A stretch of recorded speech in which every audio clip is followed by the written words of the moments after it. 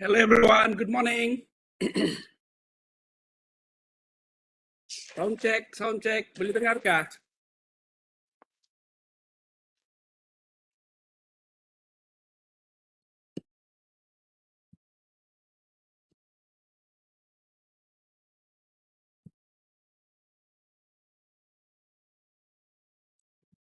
Alright, terima kasih. Oke, very good morning everyone. Selamat pagi, salam sejahtera, salam kampus kita yang dikasihi. Salam Sabah Maju Jaya, salam Malaysia Madani ya. Alright, masa sudah 9 lebih nih, and mungkin saya bagi chance lagi 2 minit macam tu boleh kah? Supaya yang lain ini boleh join kita lah. So far participant baru 18. So you all ada di sini sebab curious lah nih kan? Alright. So I give 1 minit lah sebab menghargai you all yang sudah sampai nih.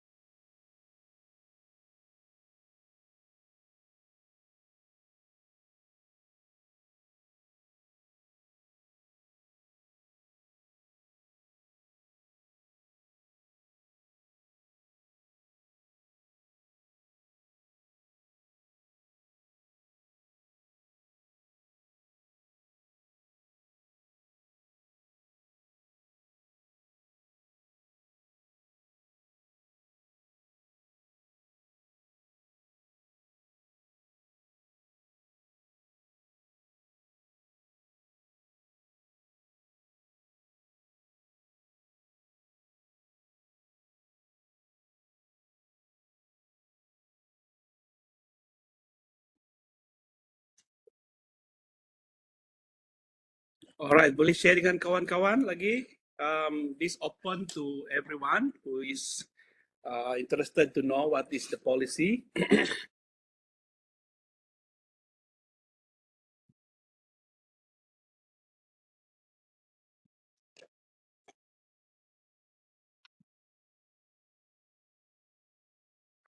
Alright, I think I will have to start.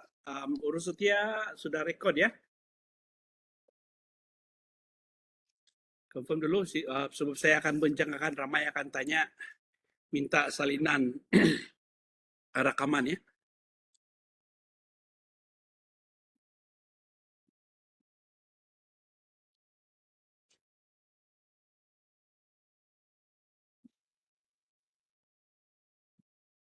Oke, so terima kasih.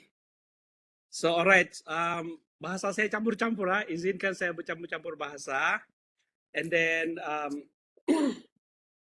suara masih sarut-sarut sedikit nih, jadi minta maaf kalau tiba-tiba saya kasih clear nih throat. Terima kasih Jawang. Oke, saya mau lay the foundation untuk kita punya sesi ini. I will say ini adalah sedikit formal dan juga sedikit informal, right? So I prefer saya akan habiskan dulu pembentangan, baru you all bertanya soalan ya, supaya masa kita lebih padat lah. Sebab hari ini hari Jumat mungkin ada yang sembahyangkan. Jadi kalaupun nanti lebih-lebih sedikit, saya ataupun tim kami di PPIP oke juga. Alright. Jadi taklimat pada pagi ini bertajuk Dasar Penubuhan Syarikat Pemula ataupun bahasa Inggris startup dan syarikat terbitan spin-off. Oke, UMS. So inilah taklimat kita pada pagi hari ini. Jadi kandungan secara umum, ya Dr. James kamu ada masalah. Yang lain oke? Boleh dengar? Tadi yang lain oke? Kalau yang lain oke tuh maksudnya kamu punya tuh. Alright. Oke, saya teruskan Dr. James.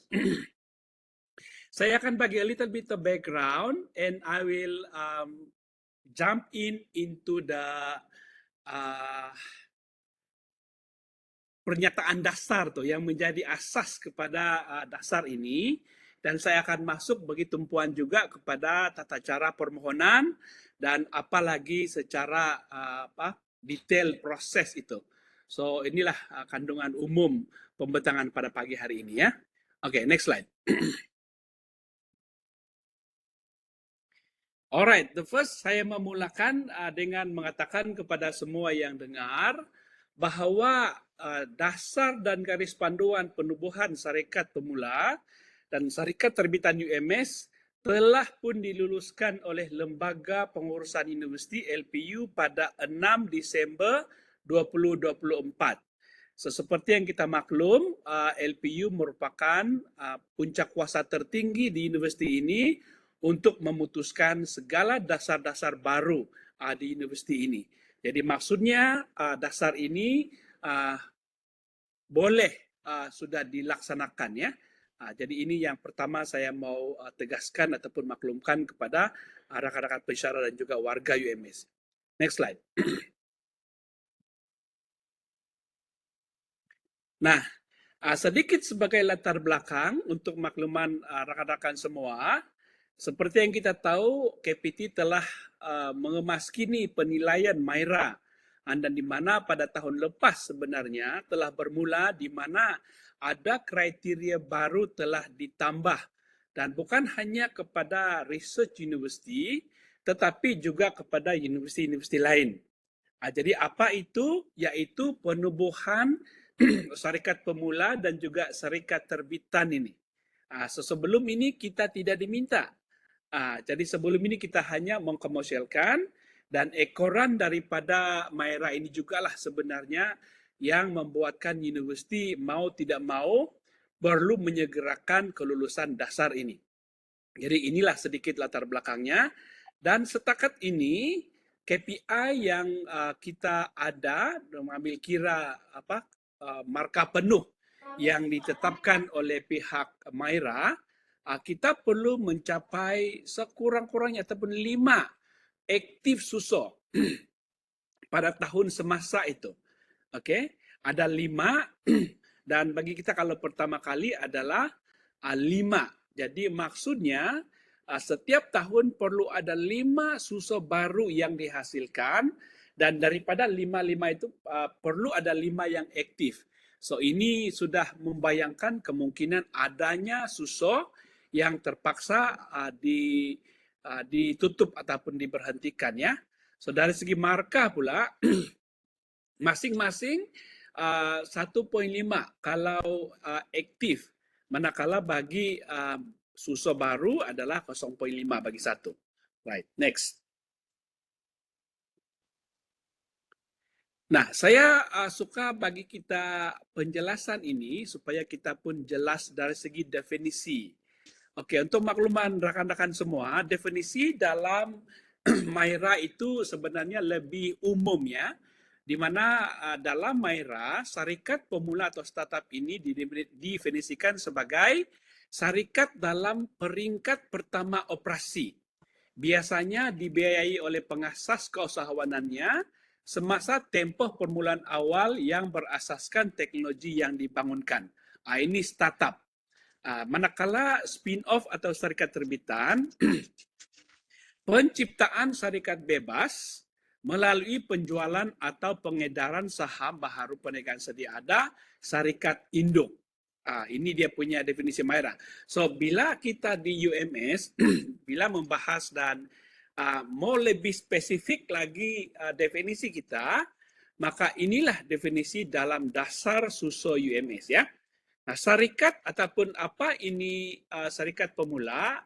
Syarikat pemula atau startup adalah syarikat yang ditubuhkan berdasarkan idea, quote unquote, atau pengalaman perniagaan dan belum mempunyai harta intelek yang telah dilindungi. Nah, kita sudah melihat ke hadapan di mana mungkin ramai pelajar dan juga staff, kaki tangan pegawai, kaki tangan sokongan, sebab mereka juga dibenarkan ya. Mereka ini tidak pernah berkecimpung dalam hal-hal menghasilkan IP. Jadi mana-mana yang belum ada IP, supaya kita jelas apa jenis bantuan yang kita berikan kemudian nanti, maka mereka ini kita klasifikasikan sebagai startup. Alright? Manakala spin-off pula adalah syarikat yang ditubuhkan berdasarkan harta intelek yang telah dilindungi. Nah, ini juga ada punya ini kira macam spin-off lah. So kalau definisi atau amalan kita sebelum ini sebenarnya, syarikat induk UMS ini adalah U-Invest. Dan U-Invest ini boleh menumbuhkan syarikat, anak syarikat untuk mengkomersilkan sebarang IP university. So lebih kurang begitu. Cuma sekarang ini definisi kita kasih luas, tidak lagi semestinya bernaung di bawah U-Invest, tetapi langsung bernaung di bawah university. So itu dia punya perbezaan ya. Dan kenapa kita kasih beza klasifikasi ini? Sebab dari segi penjenamaan dan bantuan yang kita berikan berbeza sedikit ya. Alright, next. Nah, sedikit lagi penekanan untuk makluman kita semua. Plan Strategik University 2023-2027, kita ada KRE 3, yaitu Translatable Research, di mana spesifik objektif 4, SO4, to establish an incubation hub for research and innovation.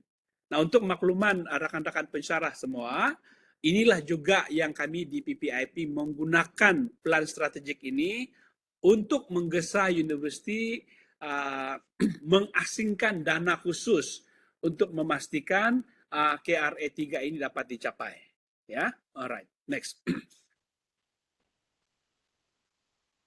Nah, dari segi pengenalan dasar dan tujuan dasar, dari segi pengenalan pula, penubuhan dasar SUSO University adalah bertujuan untuk memberikan panduan kepada warga UMS dalam proses penubuhan, pelaksanaan, dan pengurusan SUSO University.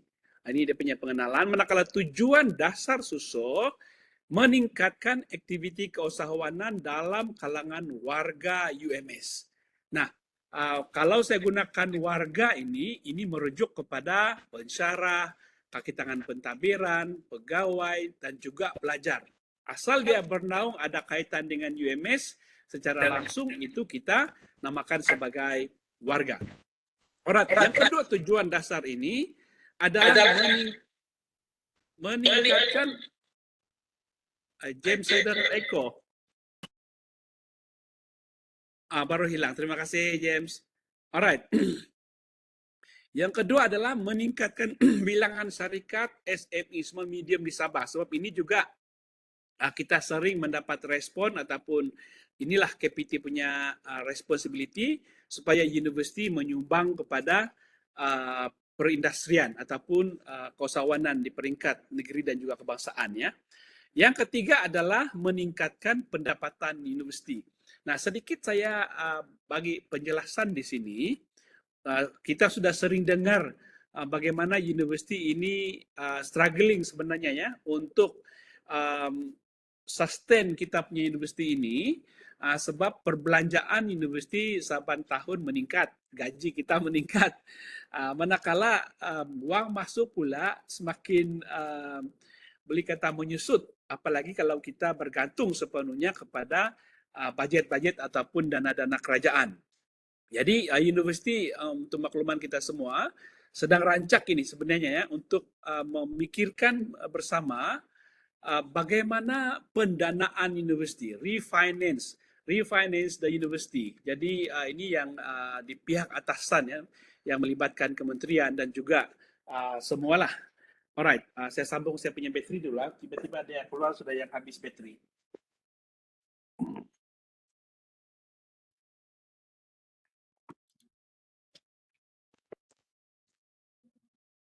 Dengan sekejap. Dia pernah murang ya.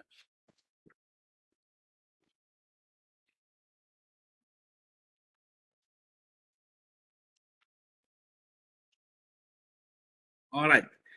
So, bagaimana universiti harus berevolusi ataupun ada innovative solution ini, universiti melihat semula di mana sebenarnya aset-aset yang boleh digunakan agar aset ini menjana pendapatan kepada universiti. Jadi, kalau dilihat daripada portion perbelanjaan universiti kita dimaklumkan hampir 400 juta setahun ya. 80% daripada angka itu dibayar untuk gaji emolumen kita. Kita semua lah. Jadi tinggal 20% lagi. Jadi apa yang universiti sedang fikirkan agar aset-aset ini dapat membawa uang masuk. Jadi kita sekarang ini sebagai pensyarah warga UMS juga sebenarnya merupakan aset kepada universiti.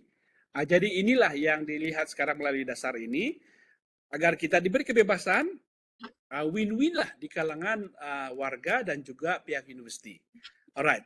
Yang keempat itu adalah meningkatkan pendapatan warga universiti sendiri. Jadi ini merupakan satu model baru. Selain daripada kita dapat gaji, kita juga dapat memaksimalkan kemahiran yang kita ada. Alright, next. So, sedikit reality check ataupun isu dan cabaran kita dalam kita mendraft garis panduan dan dasar ini, kita memang maklum bahwa inilah sebenarnya antara isu yang dihadapi oleh rakan-rakan pensyarah. Yang pertama nih, pensyarah atau warga UMS menghadapi bebanan yang tersendiri yaitu daripada beban tugas hakiki. Pensyarah dengan bebanan mengajar, pentadbiran dengan bebanan tugasan, dan pelajar dengan bebanan pembelajaran. Tapi suka saya katakan bahwa menubuhkan syarikat ini bukan untuk semua ya, bukan untuk semua. Bahkan daripada selamat pagi Prof. Ismail, selamat datang. Baru juga kami bertolak di Menggatal, belum jauh lagi. Oke, dan itu sebab daripada kita 3.000 plus 17.000 ini, sasaran 10 saja yang menubuhkan syarikat. Maksudnya memang kita maklum menubuhkan syarikat ini sukarela, bukan untuk semua. Tetapi digalakkanlah, ini merupakan peluang kita sebab mungkin sebelum ini ada kita yang memang boleh buat tapuk-tapuk ya, tapi sekarang sudah dihalalkan dan telah diberikan platform dan tata cara. Alright. Nah, isu kita yang kedua sebenarnya adalah kekurangan ataupun ketiadaan kemahiran dalam pengalaman dalam mengendalikan penubuhan syarikat. Itu sebab dalam proposal ini masa kita menubuhkan dasar, kita sudah awal-awal bagi tahu pengurusan bahwa kita memerlukan incubation hub unit. Dan kita semua baru ya, nah saya suka tekankan juga saya sendiri baru, saya tiada pengalaman menubuhkan syarikat, tapi sudah menjadi tanggung jawab sebagai pengarah untuk mengemudi pasukan PPIP ini untuk memastikan dasar ini kita dapat laksanakan dan maksudnya kita sama-sama belajar lah ya. Kita sama-sama belajar. Jadi mana-mana yang tapuk-tapuk ada syarikat dan berjaya syarikatnya itu berilah panduan. Nanti saya beritahu juga bahwa dasar sekarang ini kalaulah kamu ada syarikat yang kamu telah buat tanpa pengetahuan dan sekarang kamu boleh daftarkan itu di dasar ini dan mendapat perlakuan supaya kamu tidak lagi takut-takut ya. Ini saya akan tekankan nanti dalam garis panduan ataupun bagaimana penubuhannya. Yang keempat, ketiadaan tempat untuk hub inkubasi bagi menempatkan syarikat yang ditubuhkan. Nah, kita membayangkan ada mungkin pelajar dan staf kita yang berminat. Tetapi kan apabila menubuhkan syarikat ini perlu ada alamat, ada premis dan sebagainya. Jadi inilah yang kita mau buat dan memastikan semua yang berminat ini mendapat fasilitasi bantuan yang kita dapat berikan. Alright, next.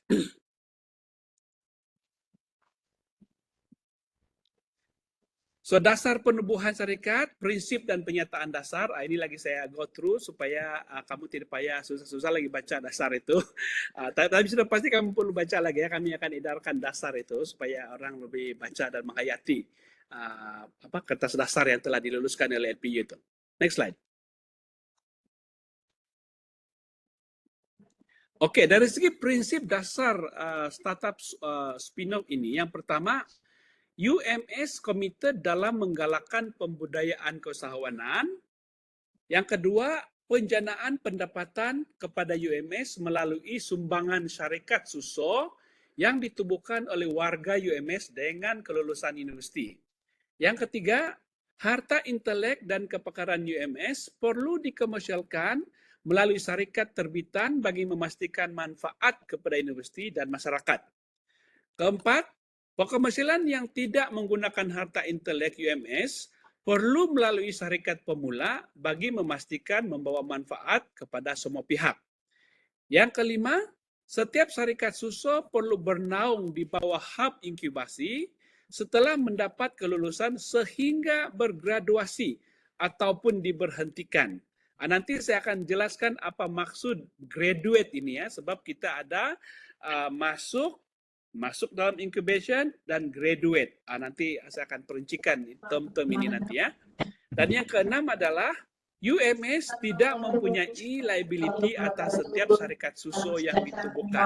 Nah, sebenarnya ini menarik ini ya. Terima kasih kena tutup mic. Oke. Nah, sedikit latar belakang kenapa kita tegaskan dalam dasar kita ini. Sebab apabila kita belajar daripada universiti lain, bahkan kita sendiri sebenarnya ya, sebab ada juga 1-2 yang dibuat. Bila syarikat itu menghadapi masalah, universiti terpalit sebab universiti directly terlibat dalam syarikat. Jadi itu sebab dalam dasar ini dibagi tahu bahawa universiti tidak boleh. Kalau sebelum ini kan universiti bilang saya mau pegang certain saham dalam syarikat. Jadi dalam dasar kita sebenarnya universiti tidak perlu buat begitu. Walaupun ada mekanisme bagaimana anak syarikat universiti UInvest boleh terlibat ya, saya akan jelaskan juga. Dan juga ada pengecualian. Sebab ada beberapa SUSO ini yang menjadi top down. Oke, nanti saya cerita ada contoh lah macam di IPMB dan mungkin ada 1-2 yang lain di mana universiti bilang, kita kena tubuhkan syarikat ini. Maka universiti bagi tahu, oke, kita akan pegang share sebanyak 30% dan itu translate kepada uang universiti dilabur kepada syarikat tersebut. Tetapi umumnya universiti tiada pegangan dalam share dan 100% dipegang oleh warga UMS. Ini kita punya dasar ini. Oke, next.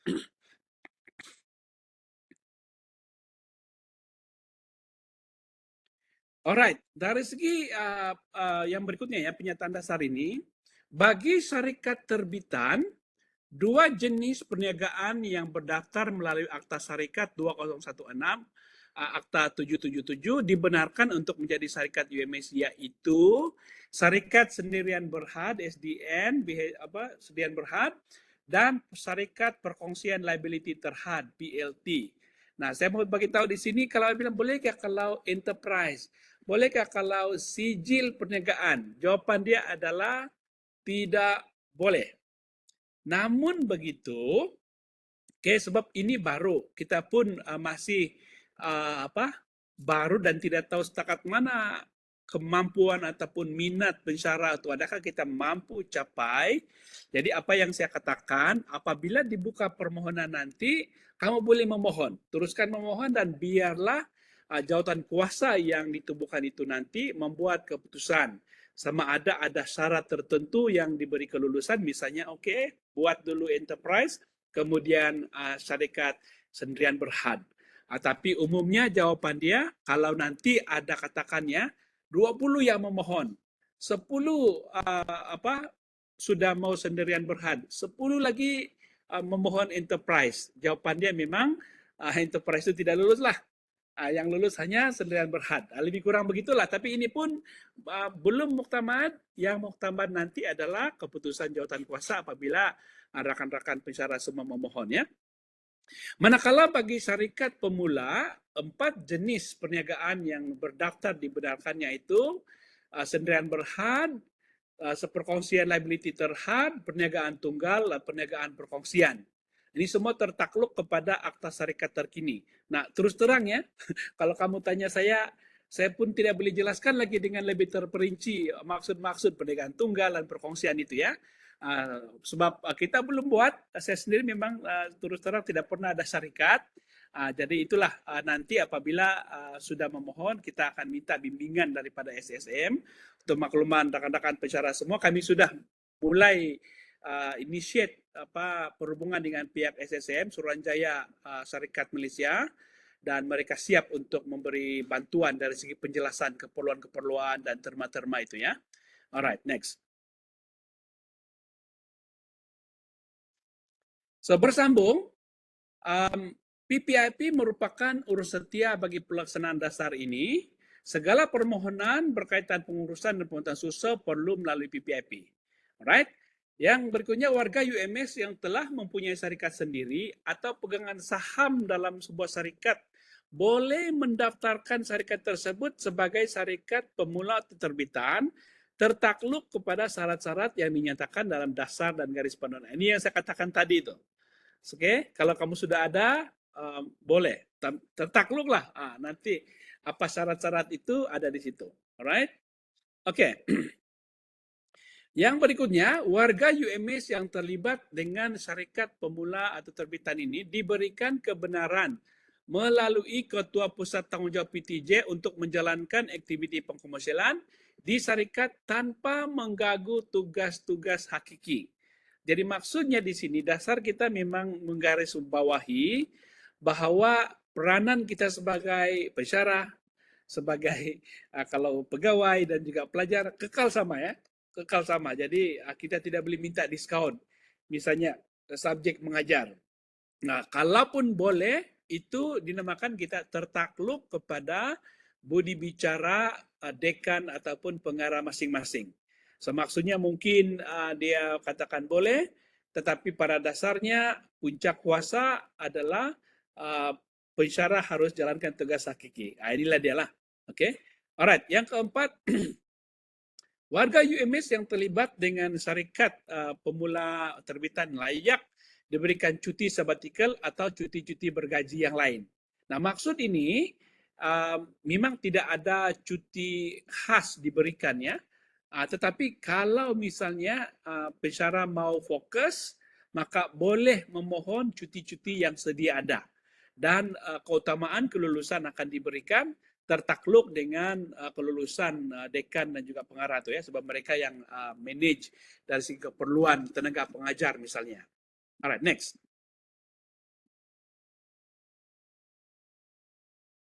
Alright, berikutnya, warga UMS boleh memohon untuk menarik balik status syarikat pemula terbitan UMS dari syarikat yang terlibat secara sukarela.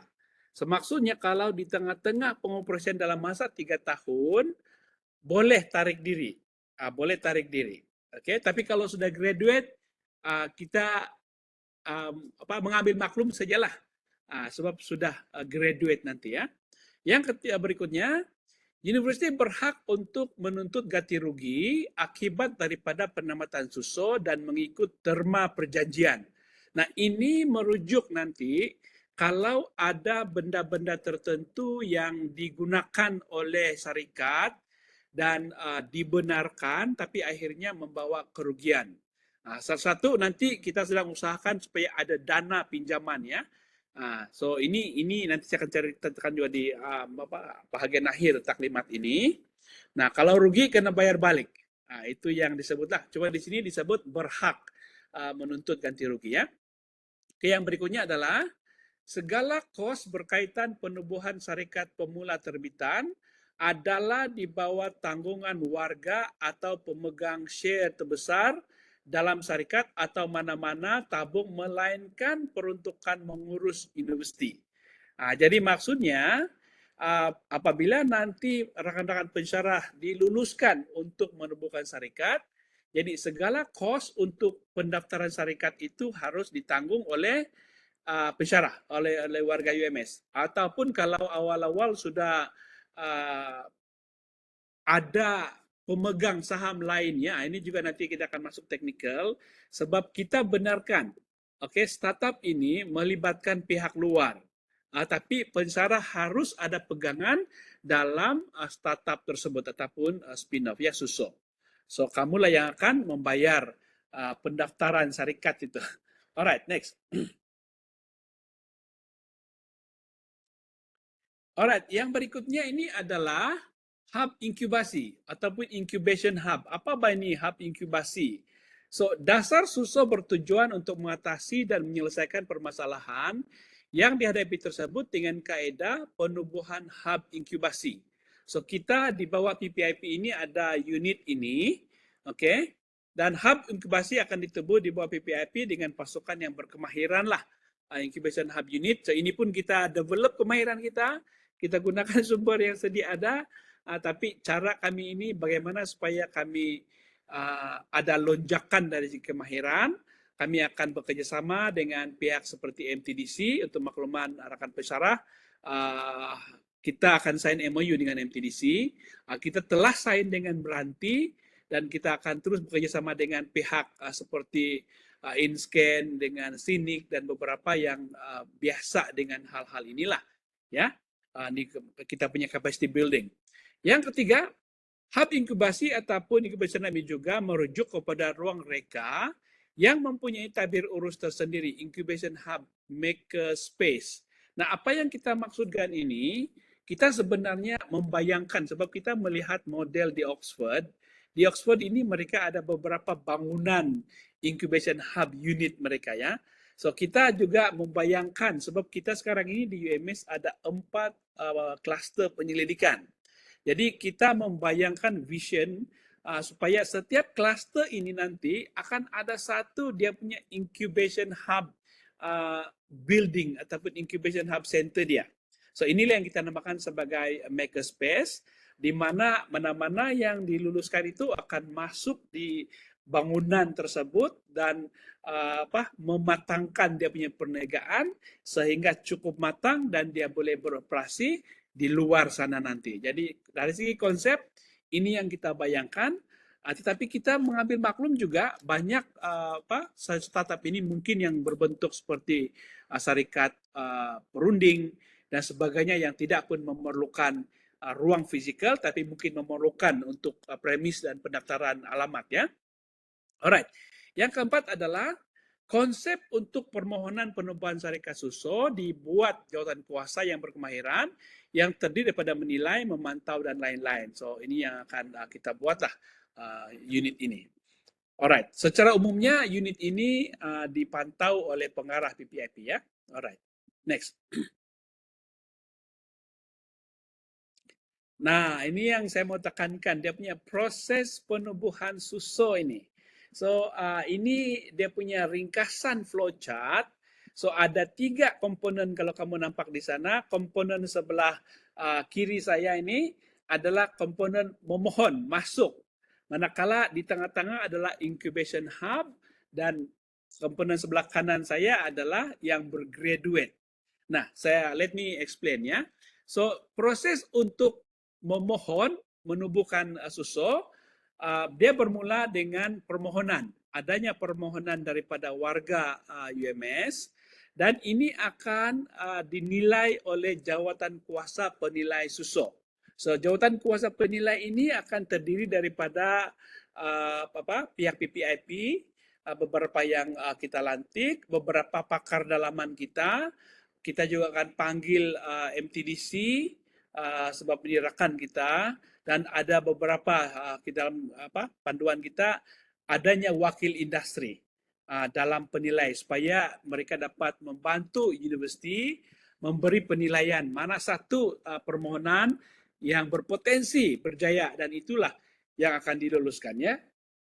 Dan selepas itu ulasan daripada jawatan kuasa penilai akan diangkat ke JKPI dan di JKPI inilah yang akan membuat kelulusan. Dan untuk makluman semua, JKPI ini dipengurusikan oleh TNCPI. Nah, selepas lulus di sana dan ini akan ada surat kelulusan lah, pihak PPIP akan mengeluarkan surat kelulusan. Maksudnya ini adalah kelulusan bersyarat. Kelulusan bersyarat ya. Jadi setiap pensyarah, warga UMS yang diluluskan menubuhkan syarikat akan masuk dalam incubation hub ini. So ini adalah konsep ya, tidak semestinya macam kamu mesti physically berpindah ke bangunan tersebut. Tetapi kamu akan dipantau lah mana-mana yang memerlukan ruang. Ini yang kita coba bantu supaya kamu boleh beroperasi dengan ruang-ruang yang ada. Cuma untuk makluman kita semua, kita belum ada bangunan ini ya. Kita dalam proses meminta, tetapi kita telah membuat pemakluman bahwa mana-mana fakulti yang ada ruang dan siap untuk dedicate ataupun mengkhususkan beberapa bahagian dalam bangunan mereka sebagai incubation hub, kita sangat mengalu-alukannya. Alright, so akan berlaku pemantauan, bantuan, latihan, dan bimbingan selama 3 tahun. So syarikat ini akan dibantulah oleh tim incubation hub ini. Oke, macam apply grant, pendaftaran syarikat, dan macam-macam lagi latihan lah. Macam mana sediakan laporan keuangan, mendaftarkan akaun mana, dan sebagainya. Alright, nah selepas dalam tempoh 3 tahun, atau boleh kurang 2 tahun ya, mungkin 2 tahun, tapi umumnya kita bilang 3 tahun lah, maksimum 3 tahun dipantau. So, SUSO boleh memohon untuk bergraduate. Maksudnya bergraduate, so ini adalah proses untuk kelulusan bergraduate. Yang pertama, pemilik SUSO mengemukakan permohonan bergraduate. Lepas itu akan ada penilaian oleh jawatan kuasa, di mana akan dinilai untung rugi ya. Dia punya penilaian straightforward saja. Adakah syarikat itu untung? Something like that lah. Alright.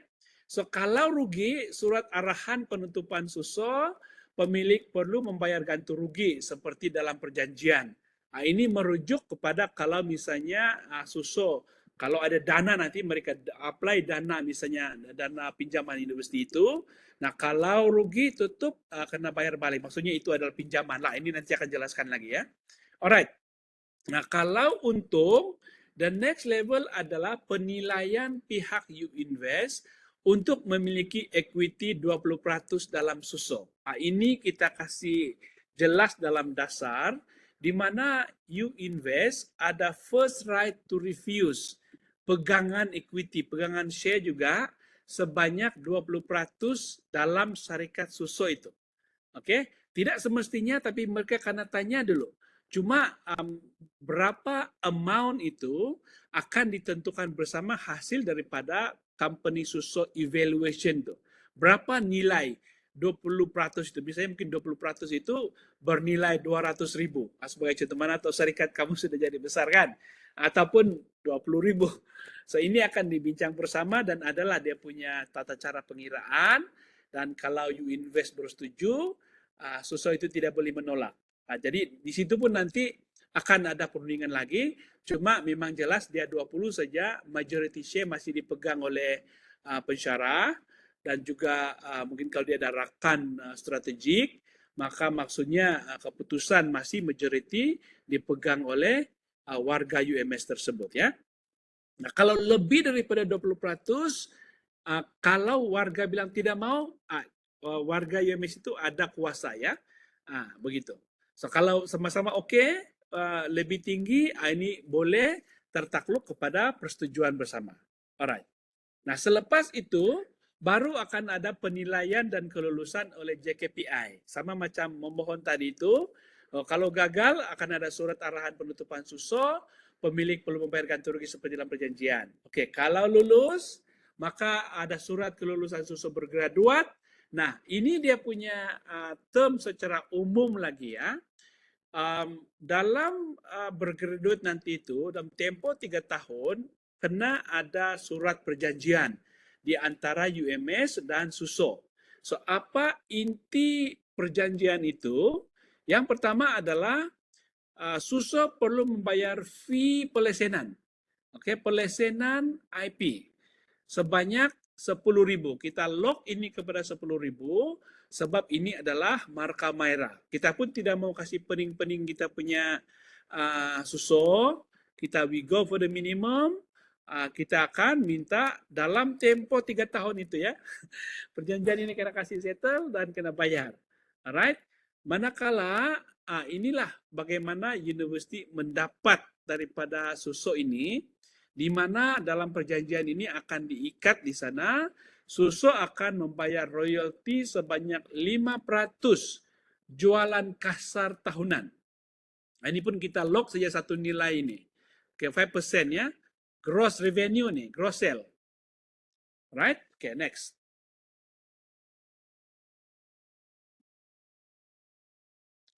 Nah, ini dia kelayakan umum menubuhkan susu. Ini juga yang akan dilihat semasa membuat permohonan nanti itu ya. Yang pertama, dalam borang itu mendapat kelulusan daripada ketua jabatan. Ini merujuk kepada dekan ataupun pengarah lah. Ya, mendapat markah LNPT lebih daripada 80% dalam tempo 3 tahun berturut-turut. Ini dia punya syarat, menunjukkan yang kamu ini mantap lah. Lebih rendah sedikit daripada kenaikan pangkat, tetapi ini dia punya level yang telah ditetapkan oleh pihak LPU ya. Bagi pelajar pula mendapat PNGK sekurang-kurangnya 2.75 bagi pelajar. So maksudnya kita mau pelajar itu apa? Boleh bergraduate ya, bila mereka sibuk dengan mereka punya startup. Yang keempat, mempunyai status sebagai pelajar aktif bagi pelajar siswaza. Pelajar master, PhD pun kita benarkan dan perlu aktif. Nah, kenapa mereka ini kita benarkan? Sebab semua susu yang dibenarkan diluluskan layak untuk memohon dana ya. Ini dia punya benefit lah. Nah, yang kelima, menyediakan business model canvas yang jelas dan meyakinkan. Nah, kalau para pemohon tidak tahu ataupun kurang pasti, bolehlah Google ini ya, apa ini BMC. Dan ini merupakan basic lah dalam membuat sebarang perniagaan, macam mana itu dibuat, macam mana revenue masuk dan sebagainya ini ya. Dan ini perlu dibentang bersama dalam permohonan nanti. Alright? So, yang keenam, mempunyai ahli pasukan yang bersesuaian dan mencukupi. Ini merujuk kepada tim, siapa kamu punya pemegang saham itu ya. Sebab nanti dalam penubuhan syarikat ini, kamu perlu declare siapa pemegang saham. So, ini akan mempengaruhi juga kelulusannya. Yang ketujuh, mempunyai status sebagai inventor bagi harta intelek yang dihasilkan. Nah, ini kalau kamu mau menubuhkan spin-off, nah kamu mesti salah satu daripada inventor tersebut ya. Alright. Ke-8, mempunyai kemahiran dalam bidang yang dikomersilkan. Ini secara umum. Mempunyai jaringan dan hubungan dengan pihak luar. Ini nyatakan juga sebab ini merupakan kriteria yang kita mau lihat. Dan yang ke-10 adalah mempunyai pengetahuan dan pengalaman dalam perniagaan yang diceburi. Ini juga membantu. Ya, tapi kalau tiada pun apply saja sebab kita maklum. Ini macam fresh graduate Bani. Belum bekerja, macam mana ada pengalaman bekerja. Jadi, namun kalau kamu boleh bagi tahu yang sebenarnya kamu banyak juga berkecimpung dan buat itu ini, itu akan membantu lagi kelulusan kamu punya permohonan menubuhkan susu. Ini yang kita maksudkan lah. Alright, next.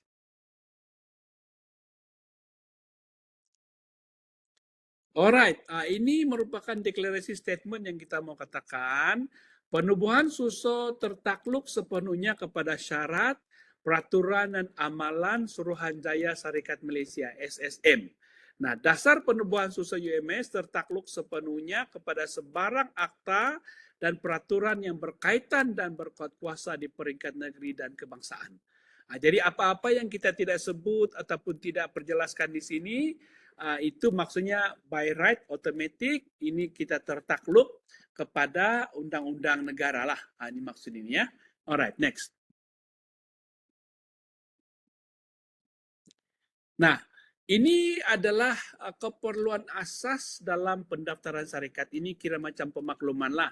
Sebab bila kamu diluluskan nanti, kamu akan perlu mendapat khidmat company secretary dan ini antara soalan-soalan yang kamu kena jelaskan atau beritahu. Tapi dalam permohonan nanti ini memang kita akan minta daripada pensyarah ataupun pemohon lah. Yang pertama nama syarikat, yang kedua pemegang saham.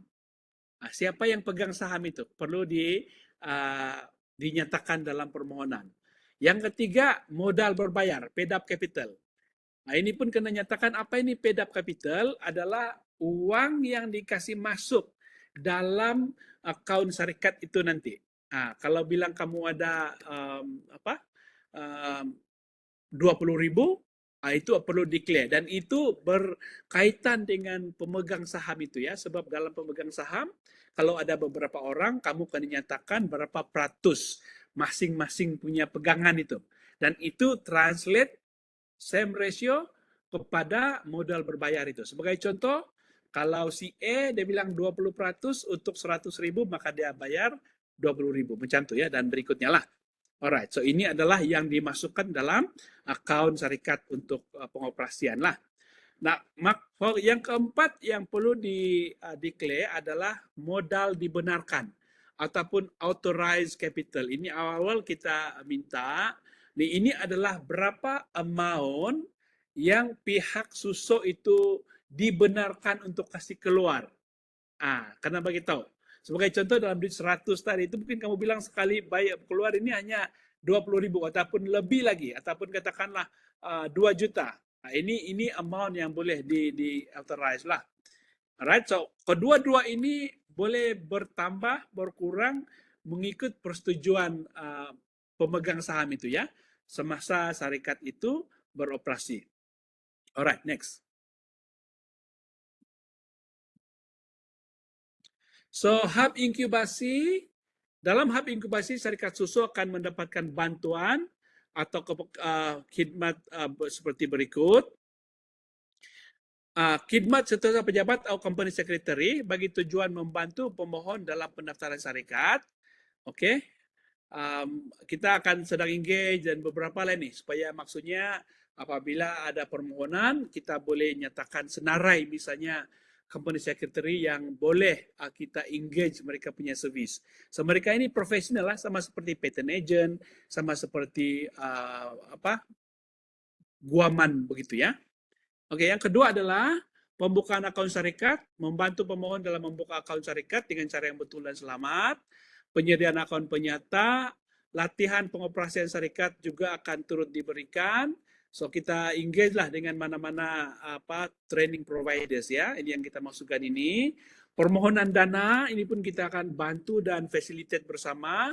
Dalam hub inkubasi, pemohon yang layak akan menerima dana dari luar maupun dalaman. Ini di mana Jawa Tengah dalam hub tersebut membantu pemohon untuk mendapatkan dana tersebut. Ini kita selain daripada geran dalam yang kita buat, di luar ini ada banyak geran ya, daripada Cradle Fund, daripada My Startup, dan macam-macam lagi lah yang ada, dan ini antara yang kita maksudkan. Tim ini akan membantu pensyarah kita yang berjaya ataupun diluluskan buat suso untuk apply dana-dana ini. Alright? Nah, yang keenam, pemilikan syarikat selama 3 tahun adalah 100% milik pemohon. So, maksudnya pemohon itulah yang operate syarikat ini dalam tempoh berada di incubation hub itu ya. Alright, next. Penilaian syarikat dalam hub inkubasi. Penilaian ini akan dilaksanakan oleh jawatan kuasa yang telah dilantik oleh PPIP, di mana ia akan menilai perkembangan syarikat suso seperti berikut. Yang pertama, prestasi syarikat. Syarikat yang bernaung dalam hub inkubasi perlu menunjukkan prestasi yang memberangsangkan dalam masa 3 tahun. Dalam masa 3 tahun, syarikat yang bernaung dalam hub inkubasi perlu membayar yuran pelesenan harta intelek kepada UMS sebanyak 10.000. Ini yang saya katakan tadi itu ya. So dalam tempoh 3 tahun ini kena bayar, kena jelaskan. Berikutnya, prestasi syarikat suso akan dipantau oleh jawatan kuasa berkenaan setiap 3 bulan. So ini nanti inkubasi unit ini akan minta kamu punya penyata akaun, laporan keuangan dalam perbincangan itulah. Sebab itulah sakit sihatnya syarikat itu daripada mereka punya status keuangannya. Ada yang ketiga adalah syarikat suso yang mengalami kerugian secara berturut-turut dalam masa 2 tahun serta didapati terdapat penyelewengan dalaman akan diberhentikan dan dikeluarkan dari hub inkubasi. So kalau 2 tahun malah rugi, memang kita akan arah tutup lah. Tidak payah lagi setahun ketiga. So ini kita sudah ambil kira sebab mungkin syarikat itu mengambil masa untuk membangun. Tetapi dalam jawatan kuasa yang memutuskan ini merasakan 2 tahun adalah cukup untuk masa kepada Suso ini membuktikan yang mereka boleh operate mereka punya syarikat ya. Alright. Tapi kalau ada lagi penipuan, itu memang awal akan diberhentikan lah. Ini kalau nanti ada apa-apa yang melanggar peraturan universiti ataupun peraturan kebangsaan ya. Alright, next.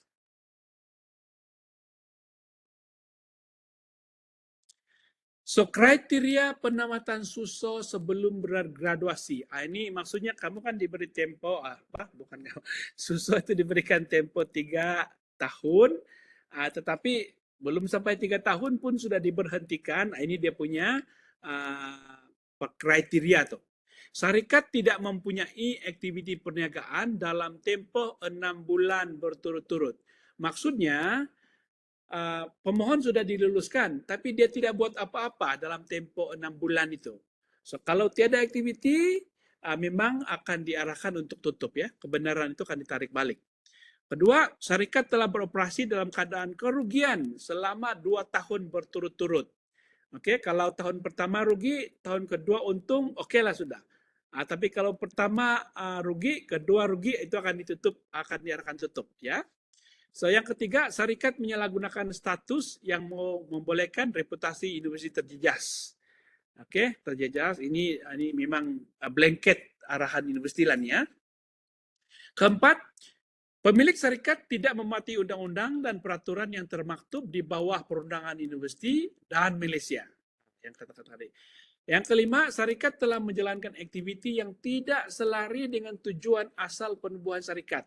Ini yang dipantau ini, kalau asalnya katakan kamu dibenarkan A, tapi kamu buat pula bisnis lain yang memang jauh berbeza, ini akan dia arah tutup. Ini lebih kepada macam kamu kena buka syarikat yang baru lah sebenarnya. Lebih kurang begitulah. Alright. Keenam adalah pemilik syarikat dikenakan tindakan tata tertib oleh pihak universiti. Ya, kalau maksudnya kamu dalam tempo itu dikenakan tindakan tertib, maka syarikat itu pun akan diminta ditutup ya. Dan yang terakhir adalah syarikat telah ditutup secara sukarela ataupun digulungkan melalui perintah mahkamah. Kalau pemohon sendiri minta tutup ataupun arahan mahkamah gulung tikar, ini antara kriteria penempatan SUSO sebelum bergraduasi. Alright, next. Penalti akibat penempatan SUSO, yang pertama perlu mengembalikan sebarang baki dana yang diperolehi daripada universiti ataupun pihak luar. Kedua, perlu memulangkan semua perbelanjaan yang telah digunakan menggunakan dana universiti ataupun pihak luar. Dan yang ketiga, perlu mengosongkan hub inkubasi yang digunakan. I think ini straightforward lah. Alright, next.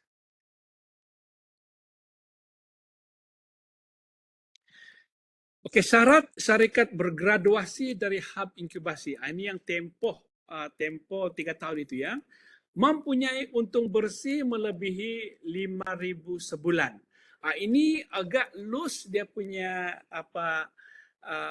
term ini yang kita bilang buat dulu sebab masa dalam tempo hujung tahun ketiga itu kita mau tengok adakah SUSO ini mampu menjana sebanyak 5.000 untung bersih mereka sebulan. Okey? Dan kita mengharapkan ini berlaku 3 bulan berturut-turut ya. Ya, selain tidak bergerak tempat saya bergerak. Sekarang di syarat syarikat bergraduasi dari hub inkubasi. Yang lain menghadapi isu yang sama macam Prof. Ebentin. Tempat saya masih oke ya. Mungkin senang lah. Alright, saya teruskan saja. Sorry. Oke, terima kasih Zul. Alright. So, oke, terima kasih Zika. Alright, saya teruskan. Yang ketiga, memiliki pasaran. Ini dia berkaitan lah nih, macam mana jual kalau belum ada pasaran kan. Maksudnya kamu sudah slowly establish bisnis tuh ya. Dan memiliki jenama. Maksudnya syarikat kamu tuh sudah apa menjadi sebutan, sudah berada di pasaran, ada branding, ada jenama syarikat tuh. Oke. Yang keempat, telah membayar fee pelaksanaan harta intelek sebanyak 10.000. Yang kelima, menandatangani perjanjian dengan UMS di mana kadar bayaran royalti tahunan 5% nilai jualan kasar. Ini merujuk kepada akaun syarikat yang diaudit nanti ya, berapa masuk jualan kamu tuh.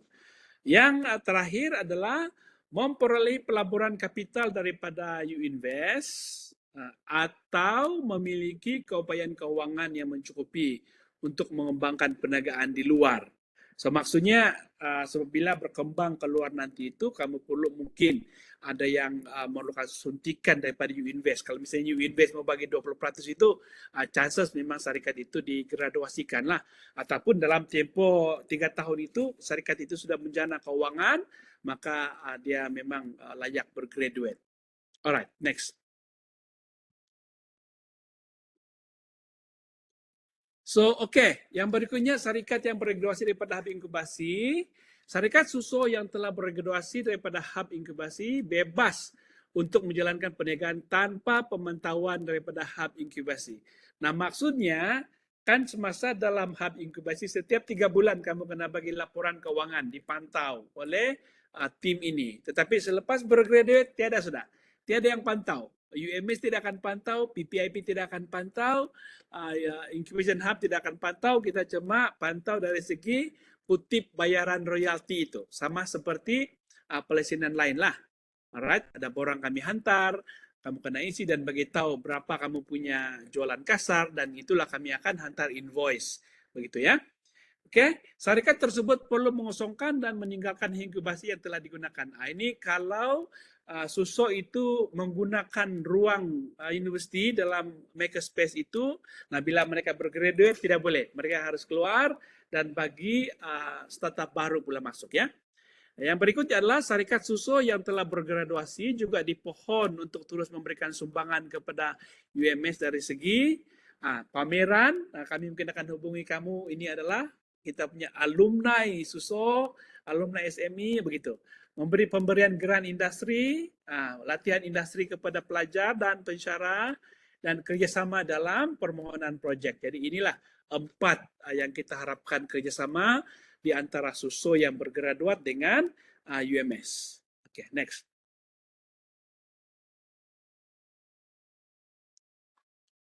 Alright, mau hujung-hujung sudah nih. Nah, sekarang adalah takwim pelaksanaan permohonan penubuhan Suso.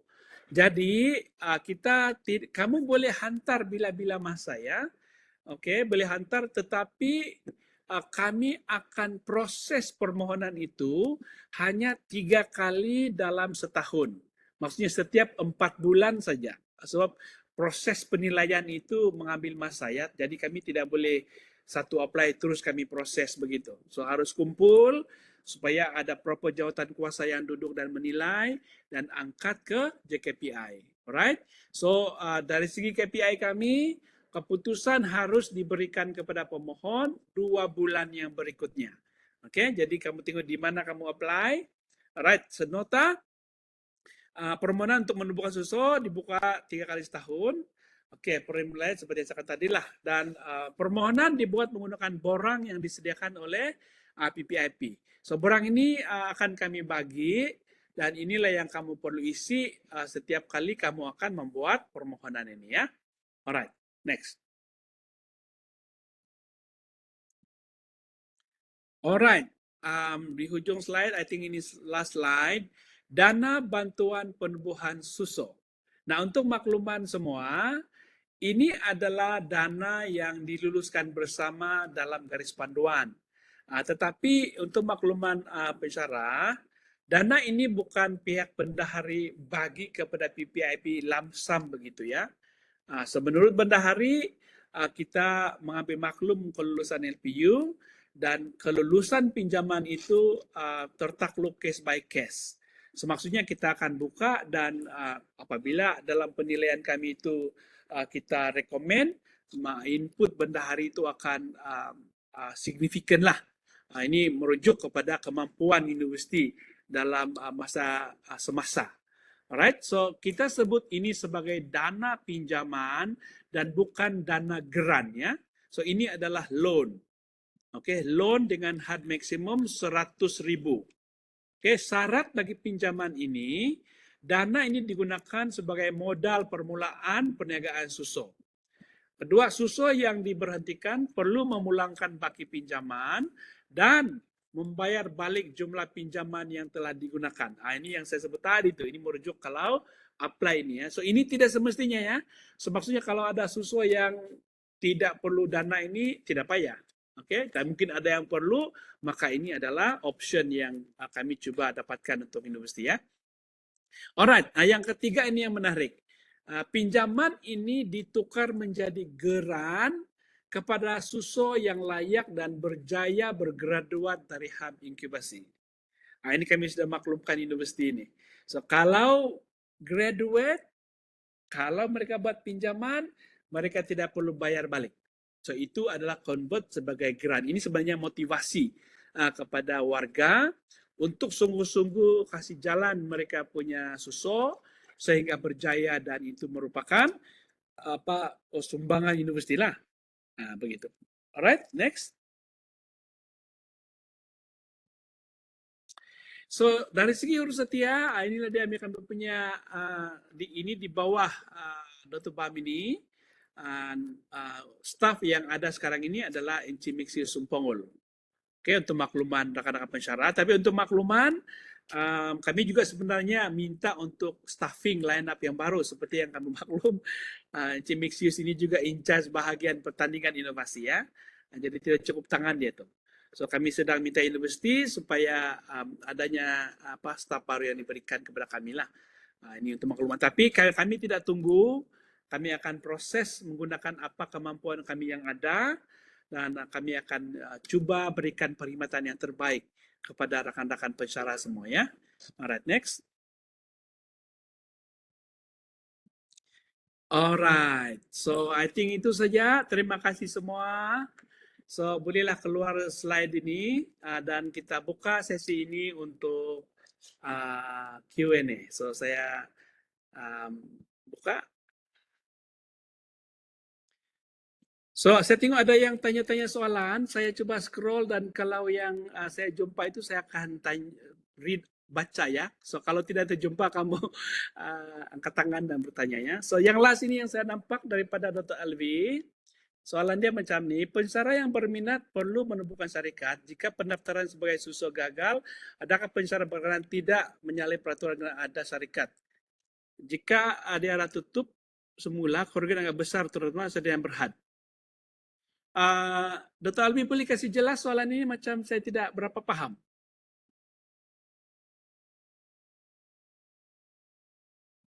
Boleh elaborate, mungkin buka mikrofon dan kasih jelas lagi.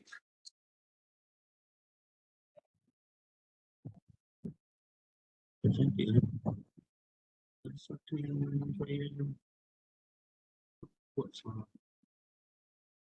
Siap. Tidak berapa dengar.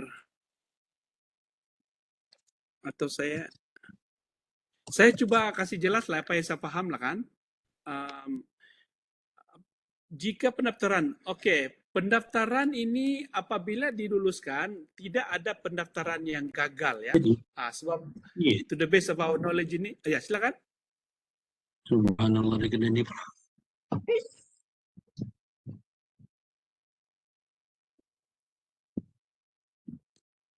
Teruskan, Dr. Anu. Ada mungkin terbuka ya. Saya teruskan kalau macam tu. Ya, maksudnya kan bila menubuhkan syarikat sudah dibenarkan itu kita hanya perlu engage company secretary ya. Maksudnya pendaftaran syarikat itu tidak ada masalah lah. Ada dari segi pendaftaran gagal. Adakah pensyarah berkenaan tidak menyalahi peraturan karena ada syarikat? Oh, ini tiada lah nih. Sebab kita sudah dibenarkan melalui dasar ini ya. So, dasar ini kalau masuk pintu proper, maksudnya sudah dibenarkan ya. Dia tertakluk kelulusan itu ya. Ada dia punya proper proses lah, itu yang saya jelaskan tuh. Jadi jika di arah tutup semula kerugian besar, ini memang dia punya risiko. Oke, kalau dalam tempo 3 tahun dan rugi, memang universiti akan arah tutup dan memang akan rugi. So inilah kalau macam was-was dinasihatkan untuk tidak buka susu lah, tidak buka syarikat. Ya begitu. Right, ada lagi soalan? Ya, no? Jadi Modern Prof. Oh ya, silakan. Ya, bersusulan dengan soalan tadi ya. Mana ya di sini sekiranya saya berminat untuk mendaftarkan SUSO, saya perlu daftarkan serikat dulu sebelum daftar ke PPIP, betul kan? Oh dia bukan macam tuh, tidak boleh begitu. Oke. Proses dia kena isi borang, memohon kebenaran untuk menumbuhkan susu. Oke. Dia memohon dulu. So adalah dokumen-dokumen sokongan yang kami minta dan akan ada jatuhan kuasa yang menilai. Nah, selepas diluluskan, baru pemohon itu boleh engage company secretary untuk daftarkan syarikat itu. Dia macam tu. Paham. Thank you. Okay. So, Dr. Zul punya soalan, bolehkah SUSO menjalankan pendidikan berbentuk servis yang masih related dengan objektif bidang perubahan? Jawaban dia, boleh. Bahkan sebenarnya dialu-alukan ya, kalau kamu mau buat konsultansi dan sebagainya, kamu tidak perlu banyak modal. Jadi jawaban dia boleh. Boleh ya. Daripada Dr. Janis, kalau salah seorang pelajar pasca sarjana itu bergraduate dalam tempo 3 tahun masa inkubasi, bolehkah pelajar itu jadi shareholder? Jawaban dia boleh. Oke, shareholder ini sebenarnya kita kasih longgar, mana-mana yang anu ya. So kita galakan kamu cari rakan yang boleh kasih jalan untuk syarikat, sangat dialu-alukan lah. So kalau salah satu pemegang kamu nanti itu adalah pelajar dan dia pun sudah graduate, memang boleh ya. Oke. Ada lagi soalan?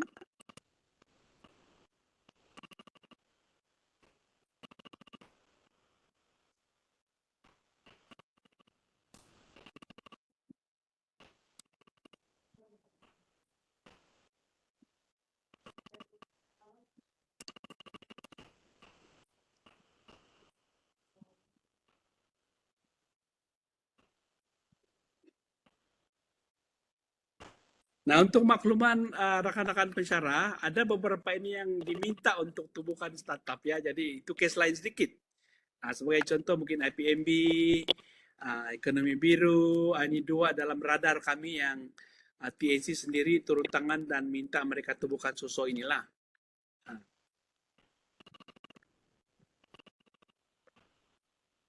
Ada soalan lagi?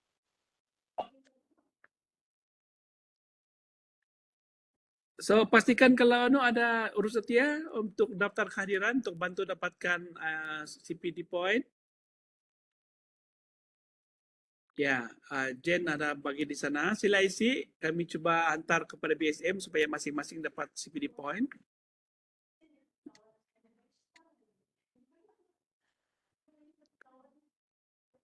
Alright, ada soalan kawan-kawan? Kalau tiada, I think sampai sini saja.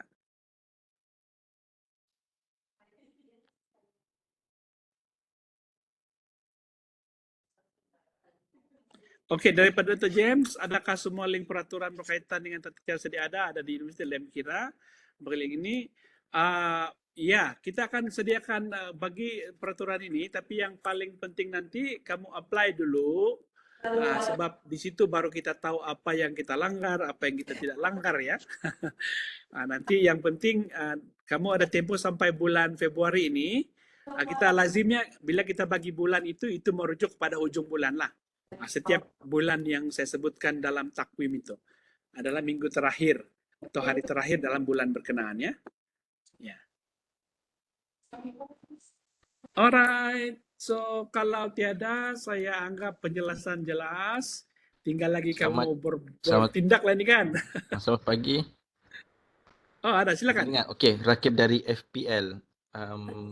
Cuma ni lah saya Ya, sambil follow di taklimat ada student tadi, so macam mungkin sudah dibincangkan mungkin setelah lepas dengar ke apa kan, tapi saya tanya baliklah sini ah.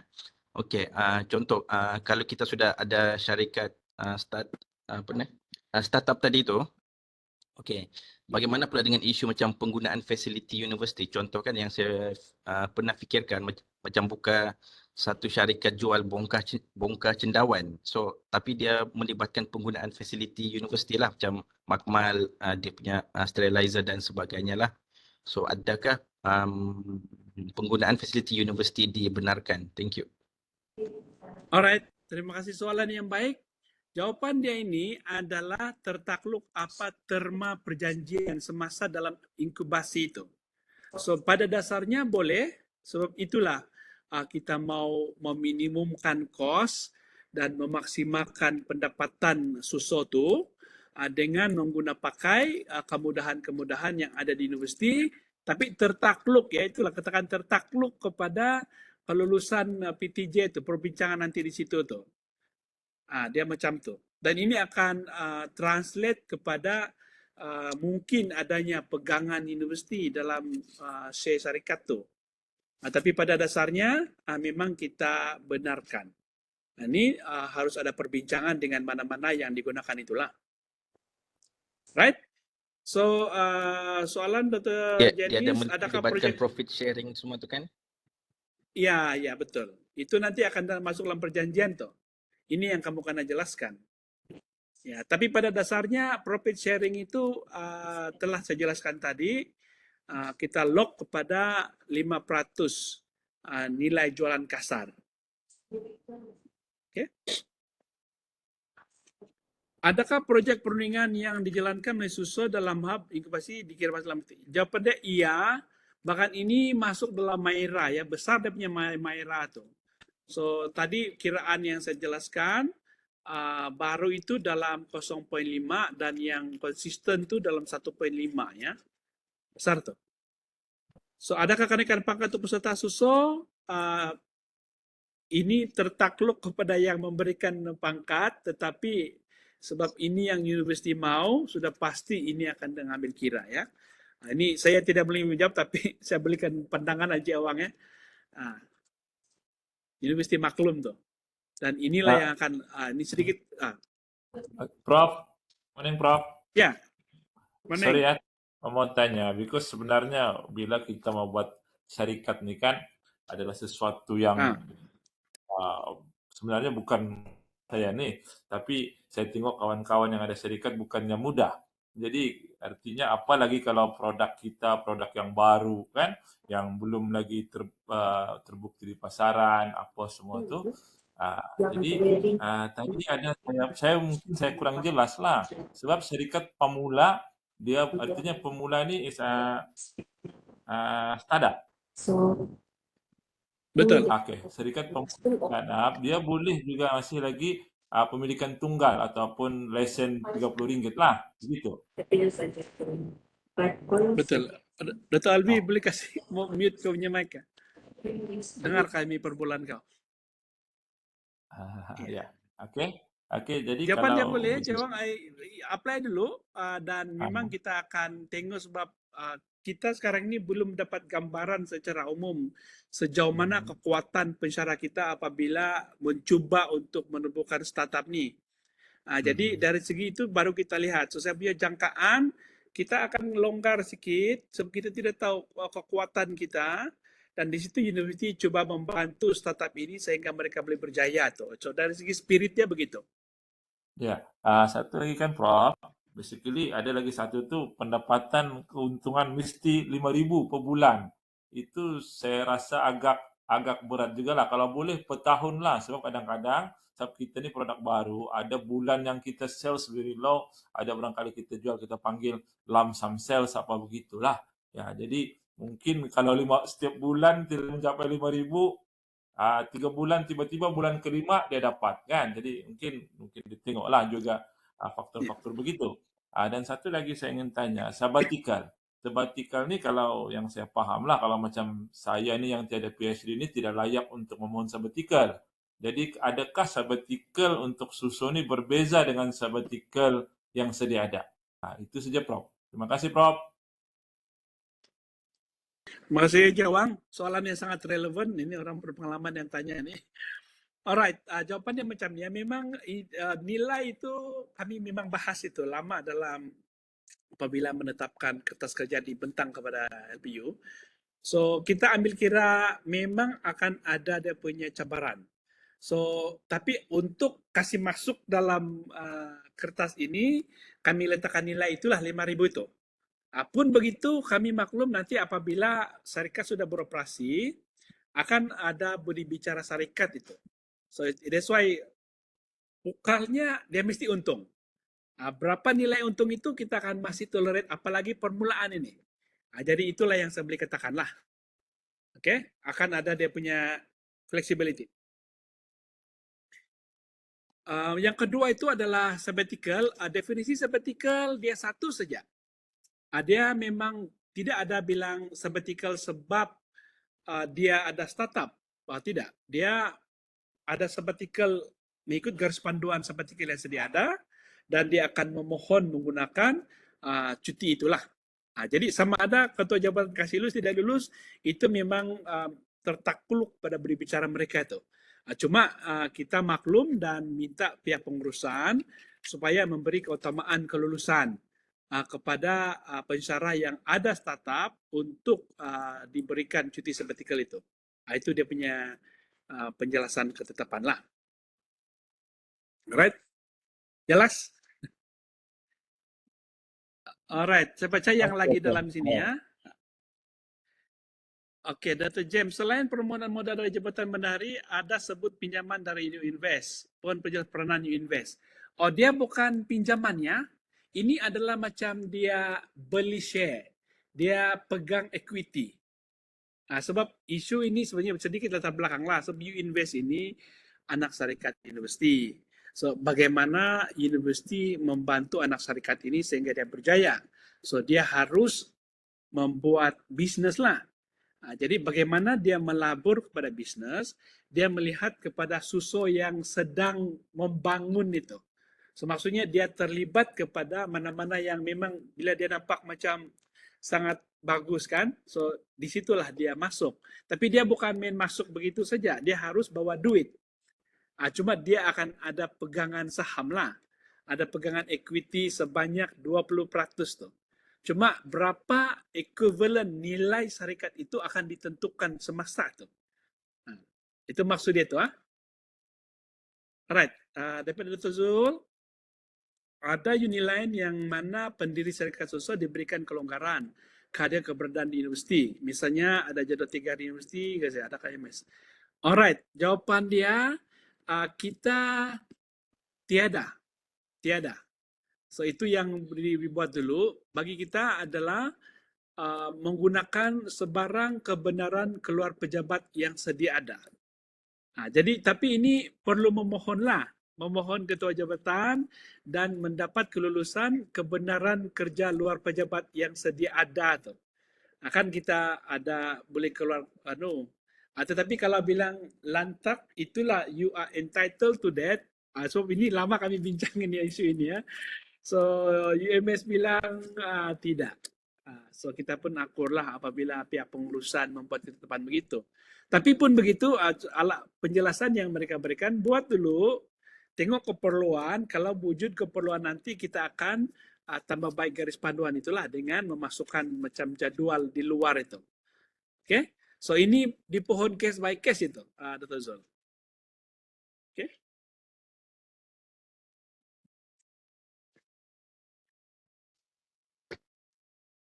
Ada lagi soalan?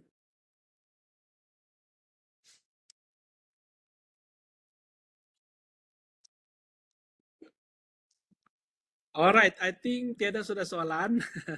Terima kasih kamu semua yang menanya.